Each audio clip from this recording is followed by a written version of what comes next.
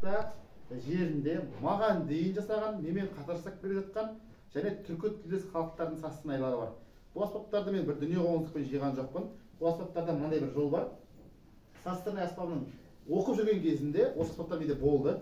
Бұл әлі аса бір қолға атқан жоқ. Неге десеңіздер, біздің састырнай деген күйде мынандай бір аспап қана болып, мен оқығанға дейін болды. Мен көрдім Құссайрауық деген аспапты марқұм Жаһангер ағай жасады. Жаһангер ағай жасаған Құссайрауығы, алғашқы жасаған Құссайрауығы менің жеке қорымда бар. Мінекей сіздерге таныс болар деп ойлаймын. Осы састырнай болды. 1,5 ақтап алып болды. Енді Болат Тұраев деген кісі өткен дүниеден. Болат Тұраев деген кісі осы аспап тану, аспаптарды зерттеумен айналысқан кісі. Аспаптарды зерттеумен айналысатын саланың аты органология жалпы. Органология саласы аспаптарды зерттеумен айналысады. Этноорганология, аспаптарды, ұлттардың аспаптарын зерттеумен айналысады. Енді біздің жерімізде Уылдек, Тастау, Састырнай, Үскірік, Шыңырау, Құссайрау, Қоссас, Қос Уылдек деген Қос Уылдек деген аспаптар бар. Және олардың атауларымыз еститінбіз.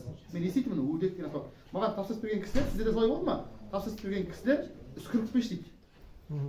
Састырнайды салып жүргенсем, Үскірікті үшбұрышты мана енді сіздерде Шетпе деген жерде Балапаш Әнесіп деген кісі өмір сүрген, оның қазір баласы Ерғали Әнесіп деген кісілер әлі күнге дейін осы дүниемен айналысады.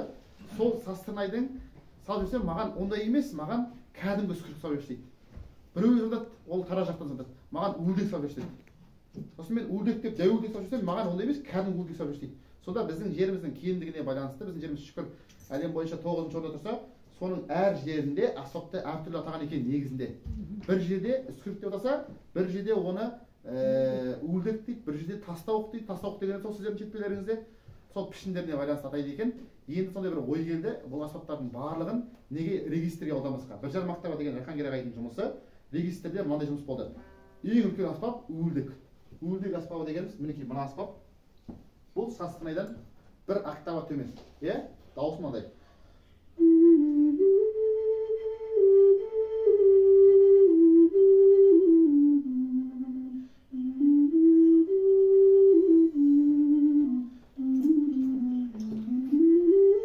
Міне 1 октава төмен. Ендігіне кеткен аспаптар Тастауық деген осыдан сәл кішкентай естіп келе жатамыз. Састырнайдың өзі Үскірік деген аспаптар мінекей. Сол Болат Тұраевтың кітабындағы пішіндерге ұқсайтын Үскіріктер мына Үскіріктер. Сосын ол Үскірікті де 1 октава қылып, одан Құссайрауық, ол маған дейін болған дүние. Енді Құссайрауықтан кейін Шыңырау деген нәрсе шығады. Шыңырау дегеніміз ең жоғары сол біреу болып кетемін ғой. Енді оның мен ойдан шығаруыма болмайды, мен оның салмақты дәлелін іздеуім керек. Сол кезде Пендеевтің еңбектерінде Шыңырау Састырнай деген кездесетін. Мен Ермұрат Сөніп деген ағамыз бар, сол кісіге звондаған кезде біз блок флейтаны Шыңырауда ойнағанбыз, негізінде Шыңырау деген аспап болу керек деді. Сол бойынша Шыңырау салып, ең жоғарғы аспап болып саналды. Енді ана жерде Ақселеу Сейдімбектің кітабы бар, қолжазба жүргізілген ақ кітап. Сол жерде қазақтың жерінде бір Састырнай жайлы аспап жасады. Біздің жерімізді зерттеген ғалым Краутс деген этнограф осы нені айтады? Суретті көрсетеді. Састырнайдың ақ кітап мен қазақ деп жазып тұр. Орысша кітап, Келе ғой. Ерлан домбыраны алып маған балапан қазға бір нелерге сүйемел дей берші. Қазір. Қараңыздаршы енді сіздерге. Сіздер айналысасыздар ғой осы аспаппен. Мына аспаптың мына отырған түрі, мына екеуі, мына екі ысқырышқа келе ма? Мына екі жері. Ал мынау екі ұзын тұрған жері көлеңкесімен мына екі ысқырышқа келе ма? Астында жазып қойған казахский детский глиняный свистульки. Бір емес, екі дауысты қатар ұстайтын осындай аспап бар жайлы жазады. Енді біздің Састырнай аспабы өзіндік күйі жоқ. Біз халық әндерін орындаймыз, және сыбызғының күйлері ойнайды, домбыраның күйлері ойнайды, және қылғауыздың күйлері ойнайды. Соның өзі дәстүрлі әдемі болу үшін екі түрлі жасалған болатын. Біреуі осы қазір қылғауыздың күйлері беремін сіздерге. Біреуі мен кішкентай ұлым сыныпта, ол бір жағы бурдон. Сіздерде бар ма Састырнай? Бір жағы бурдон, бір жағы гаммоид. Бұйырса жасаймыз. Қол тимей жатыр. Бұйырса жасаймыз. Енді сіздерге осыны өткерейін, қалаларыңыздар.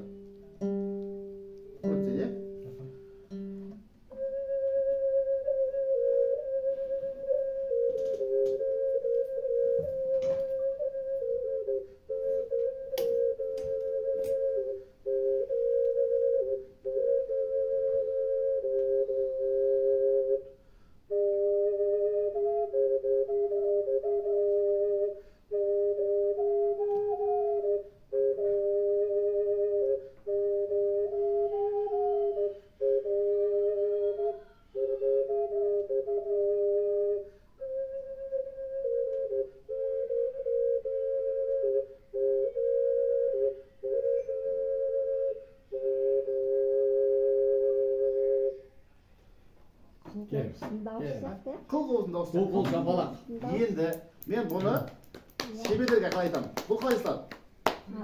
Бұл аспаптың дәл осындай қалыпы бар. Осы аспапты қалыпқа жасалып болғаннан кейін іші біртұтас болып тұрады ғой. Сол мезетте жіппен бөлінеді де жерге бір сазды астына не қоясыздар? Марна қойсаңыздар ғой, жасқамас үшін. Үстінен екі жағын екі бірдей ағаш қойып оқылып, дәл осының қалыңдығындай істеп аласыздар да, ортасына сулап қайтып жабыстырып қоясыздар. Енді сіздерде екі камера бар. Екі камераны теңшеп алу үшін сіз бір дегенде екеуінің несі бірдей болмауы мүмкін. Сол үшін екі бүйірінен екеуін теңестіретін қатар істеп аласыз. Мына жағы асып кетсе, келтіріп аласыз, мына жағы асып кетсе, келтіріп аласыз деген секілді. Екеуін теңшегеннен кейін ойықтарды мен ойластырдым енді, аппликаторға көп қарадым. Содан кейін барып стороны кетірсеңіз болады. Дәл екі жағы бірдей болатын бурдонлыларда да дәл сондай әңгіме.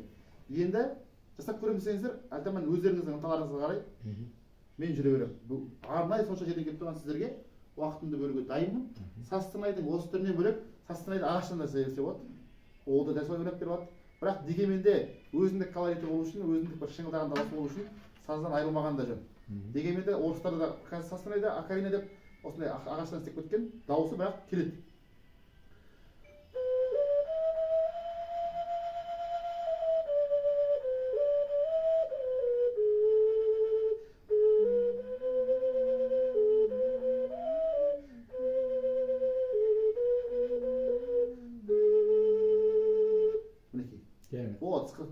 Енді Гүлфайрос мынандай бір тәсіл айтқан, ұсынып көремін сіздерге.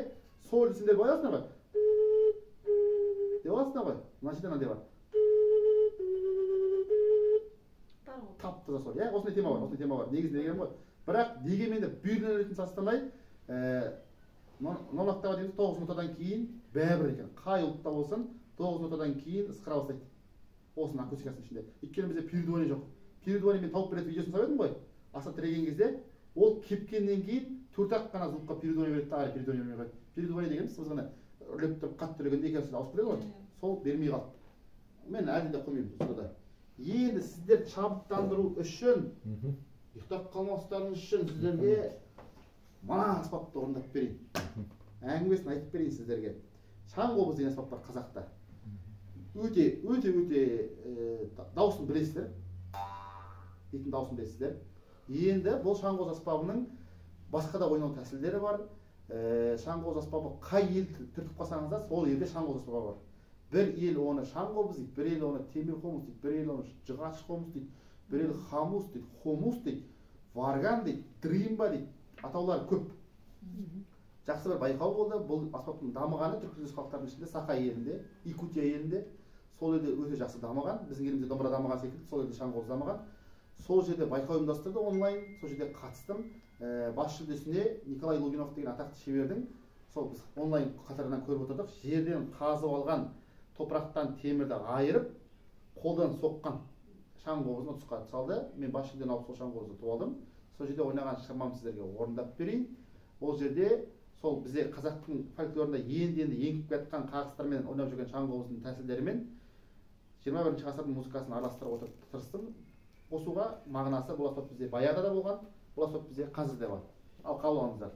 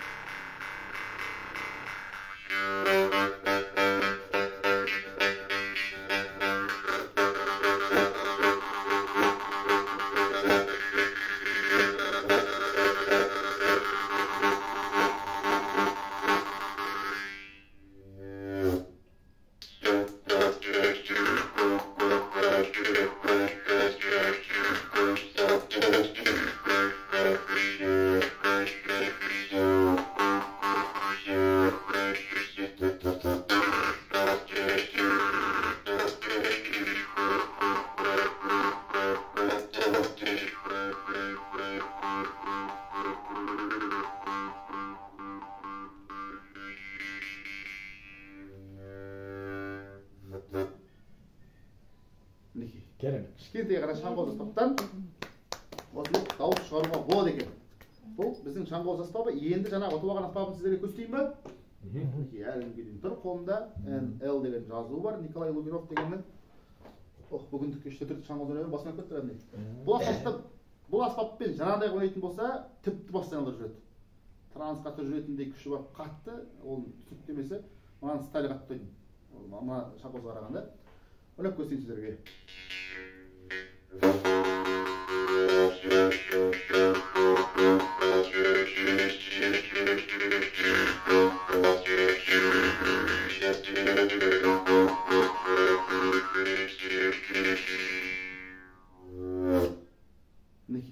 Стайлы қатты аспаптың.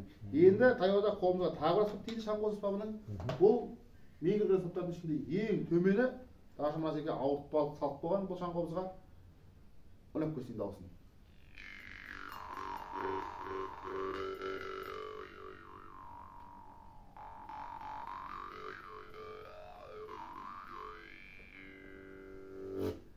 Дейді мынандай. Керемет. Ойлап көрсеңіздер болады. Мынау деген тіс кетеді, тіс деген сүйек кетеді де дырылатқан кезде дәл солай ойлағанда шығар кетіректегі бақсылар. Бақсы қолданған аспап қой. Адамға бір ерекше түшіктендіреді, денесін жауырлап жүретіндей бір не бере ме екен, әсер бере ме екен, енді білмеймін оның емдік қандай шипасы бар екен. Дегенмен де жаңа осы сіздердің алдарыңызда жақсы бір пікір болды. Сол жерде сол бақсы бізге керек пе дейді. Ол бізде одан қашамаймыз, ол бізде болды ғой, болған үшін ғой, емшінің бақсының болған үшін. Ол кісілердің жаман жақтарынан алба-жұлба киіміне қарағаннан бөлек, егер ол да осылай біреуге әсерденіп аспаптарды меңгерген болса, ол да бір еңбекқор адам, ол бір сатыны дамытқан кісі болып тұр ғой өз алдына. Бақсы деген бізде болды, біз одан қаша алмаймыз. Мақтаныш тұтуымыз керек. Әлбетте. Дұрыс айтасыз. Бұл бізде шаңғоз аспабы. Әдеттегі кісілерден сіздерге басқаша ерекше форматта айтып жатырмын. Әдеттегі кісілерге айтатын қазір бір састырнайып жасап көрсетемін сіздерге. Ең соңында сұрақ қоямын, кім жауап береді, сол састырнайды сыйға беремін деген әңгіме айтатынмын ғой. Сіздер деген керней сіздер тауырайын ба? Естідік қой, күн жағын естіп отырмыз. Жақсы, керней аспабын былай да детеректе. Сіздерге далада былай өреп бере салғанмен керней аспабы қалай пайдаланған? Жоқ, қазір біз музыкалық аспап ретінде қарастыратын аспаптардың тең жартысынан көбі ол музыкалық аспап ретінде қолданылған жоқ қазақтың жерінде. Асатаяқ сылдырмақтарымыз бақсының аспабы болды. Ол бір ансамбльге отырған жоқпыз. Сарайдың даласында болған жоқпыз. Біз даланың көшпенді адамдарымыз, бізде жүрген кезде мына аспаптарды жаугершілік заманда қолданған. Бір аспаптарды аңшылықта қолданған деген секілді. Қазір енді барлығын музыкалық аспап ретінде қарастырып жатырмыз. Дыбыс белгілік бергеннен кейін оны біз әртүрлі строyға істей аламыз. Мына аспаптың дауысы 4-5 шақырымға жетеді. Шын мәнісінде 4-5 шақырымға жетеді. Бұл аспапты Жарқын Шәкәрім деген этнограф ғалымның зерттеуінде ертеректе соғыс жорық уақытында былай пайдаланған. Мына аспаппен дыбыстық белгі беретін болған. Азбука морзе сияқты әр кезде әртүрлі дыбыстық белгі беретін болған. Сол дыбыстық белгінің арқасында ақпарат берілетін болған. Мына аспаппен 5 шақырымға жететін болса, 4 кернейші немесе 4 шақырымға жететін болса, 5 кернейші қойсаңыз 20 шақырым жер шығады. 20 шақырым жердегі ақпаратты қырдан қырға, мысалға азбука морзе сияқты дыбыстық белгі беру арқылы жеткізетін болған. Егер атпен шауып жеткізетін болсаңыз, ақпаратты жаудан да мықты шабандоз шығу мүмкін тұтатын. Ал дыбыс сол 20 шақырым жерді 1 минутқа жеткізе алатын болған. Сол кезде ақпараттық белгінің тағы бір тұсы болған, ол ана түтін қояды дейтін, білесіздер ме? Қарауыл төбелер болатын болған, аяқ қамыр, бас қамыр дейтін алтау жерінде бар, сондай жерлер. Сол кезде ол 60-70 шақырым жерден көреді екен. Дегенмен де оған ауа райы ықпал етуі мүмкін, желі болып көрінбеуі мүмкін. Сонда мына керней аспабын солай қолданған, немесе Алпамыс Батыр жыры, Алпамыс Батыр жыры жалпы түркі тілдес халыққа ортақ тұлға, тек қазақ тілі айтамыз Алпамыс Батырды. Сол жерде айтылады, керней сарай тартқызып, беделін жұртқа артқызып, Алпамыс Батыр келеді, жауды жайлап жатқыз дейді. Ол кезде ұлықтау мақсатында кернейшілер былай сапқа тұрған кезде астынан атпен ұлықтау өтетін болған ғой. Қазіргінің фанфар болып тұр. Егер қолданылса, әлі күнге дейін солай қолданысқа енгізуге болады. Және киноларға түсіріп, адамға рух беретіндей дыбыс бар. Қазір бізде абыл соғыптар осы ойнаған кезде тамашалайсыздар. Кернейдің Бертінге дейінгі ел арасында жүруіне, мысалы Тайжан ақын деген кісі өткен дүниеден сіздерге жақын болсын деп отырмын. Дауысым кернейінен кейін емес дейтін өлеңінде бар ғой, бұйым емес, дауысым кернейінен кейін емес дейтін. Сондағы керней осы керней. Өзбек халқында Карнай деген атаумен сақталған, олар әлі күнге дейін той томалақта қолданады. Бізде жаугершілік заманда сақталғаннан бөлек, ол жаңа кісінің айтуы бойынша, соғыс жорық уақытында әскерді сапқа тұрғызатын, адамды рұқсандыратын нәрсе бірінші құртылады екен. Басып жатқан еліңіздің деген әңгіме ғой. Сондықтан бірінші рет қылған аспаптардың біреуі десем де болады. Қазір былай көтере маған қорқып кетпеңіз, құлатып алмаймын. Ал қалғысынан ойлап берейік.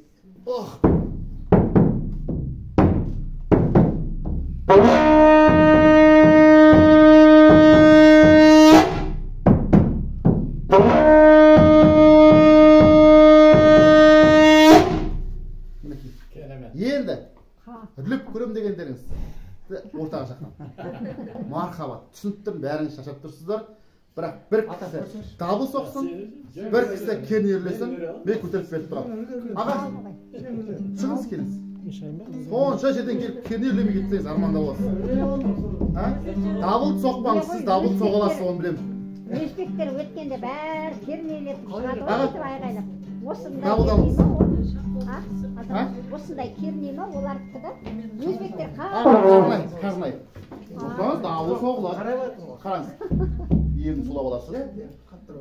Енді ұзағынан кішкентай балап ұстап, істейді олай. Істейді болады. Дәл соны ұзақ ұстасаңыз болды, сізде тұнық дыбыс шығады. Ал, Гүлфая, папаң түсіріп алғырсың ғой сен. Қай түсірмейсің? Аға, дабыл қағылсын ал.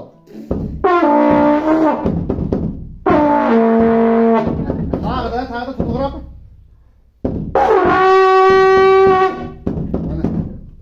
Болды. Қиын емес аға. Енді көтеріп көріңіз, сезіп көріңіз. Болады.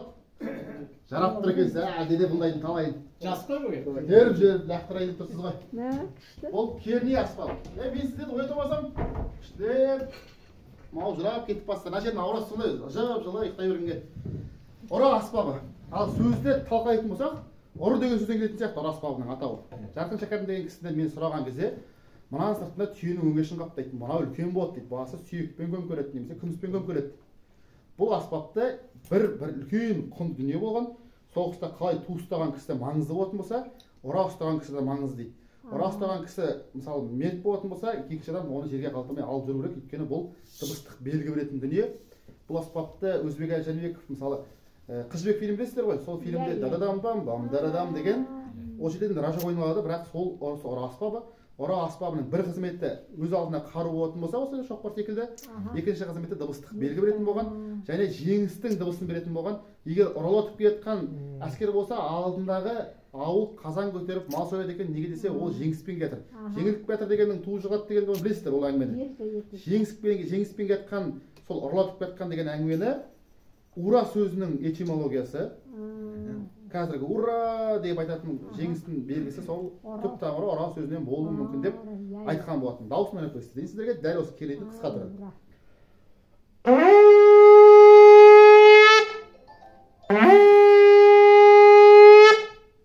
Бір елестетсеңіздер, осындай тұман болып кеткен қырда мынау жаңғырып естілетін аспап. Естіледі. Рахмет. Енді бізде таяуда Боғшақ деген аспап болған, Алатау серілері деген құрдастарым келіп, қол қылап алып кетті, оның орнына мүйіз сұрайды көрсетейін. Біздің аңшылығымызды, жаугершілік заманының құралдары көрдіңіздер ғой. Біздің аңшылығымызды царский охота дегенді естулеріңіз бар ма? Біздің аңшылығымыз патшаның аңшылығы. Жошығаны кейгі. Ол үйше мәдениет бойынша қарасаңыз, аңның тағдырын аңға шешкізген. Егер адам тасын баптаған болса, бүркітін баптаған болса, соған еңбектенген болса, ана дүниеден алатын өзінің жемтігі болсын, соған өзі құқылы деген әңгіме ғой, тазасынан алған кезде. Сол аңшылықтың ішінде аң қамыс қайырып көтеруі мүмкін, аң шиге қайырып көтеруі мүмкін.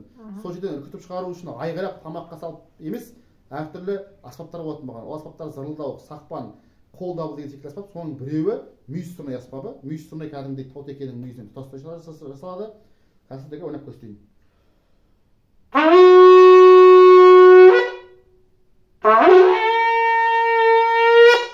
Мінекей. Қазір лекциядан кейін қай аспапты ұстап көрем, қай аспапты ойнап көрем десеңіздер, қолдарыңызды бос қойдым, осы жерде барын ұстап көре берсеңіздер. Қыз жібек фильмінде осындай болды, иә? Қыз жібек фильмінде айналып ойнап келген ражок болады. Ол қандай? Ол Ярославский ражок деген бар. Басқа ұлттарда да олардың аңшылық құралдары бар, солардың темірден жасалған түрі ғой. Мына аспап шынында бұл егер білсеңіздер, сол Әкембай Шоқпарұлының жұмысы болуы мүмкін. Мына жұмыс почерк келеді, байқасаңыздар. Мен өзім көргем рабочий Қазақстан бойынша орман аспаптардың ішінде жалғызы осы өзім. Ол кісінің мұражайында мен қонаққа барып көрген жоқпын, барсам сол жерде көрсем айта жатармын. Бұл шың дауыл аспабы. Шың дауыл дегеніміз дулығаға киізілген тері сияқты болып келеді. Жаңағы әскер сапқа тұрғызу барысында қалған деген аспап болатын болған. Ертеректе сақтар мыстан емес, алтыннан жасайтын болған аспапты. Сол әскер сапқа тұрғызатын аспаптармен қолданылған. Өте көне аспаптардың біреуі. Енді сіздерге өте қызық аспап көрсетем. Қазір көрсеңіздер, ол аспап па деп сұрайсыздар сіздер. Міне. Ударник. Бұл не? Ударник қой. Мана Баяғыда жерде сомай ақ қой, мына жерде сәл неге жерде бар. шыдатын даңғыл Ал қараңыздар, қазақтың жерінде жолбарыс мекен еткен. Оны Тұран жолбарысы деген. Тұран жолбарысы деген жер мына біздің Балқашта болған, оңтүстік Қызылорда өңірлері, сол Аралдың маңайында болған Түрік-Сібір жолы салынады. Білесіздер ме? Түрік-Сібір жолы дейміз ғой қазір. Түрік-Сібір жолы салынады. Ол жерге егін егіледі, өзендерді бұрып-бұрып болады, мылтық атылады. Адамдар мекендеп көбейе бастаған соң ол жолбарыс жоқ кетеді қазірге, жоққа саналады. Дегенмен де президенттердің арасында TikTok'та болды ғой, тигр деп айтып жүретін болды ғой. Жұрттар өз түрді көрсете беретін. Сол тигр бір суда құйып қойсаң бола ма? Өзің көрсетесің ғой, айтпақшы. Қолын су